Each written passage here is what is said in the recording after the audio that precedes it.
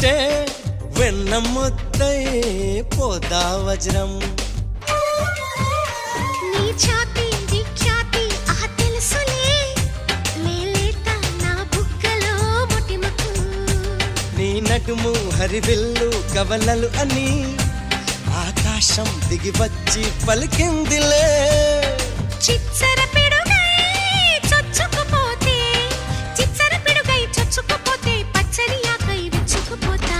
తను నా నెమలి కన్నోడా నన్ను నమిలే చూపోడా.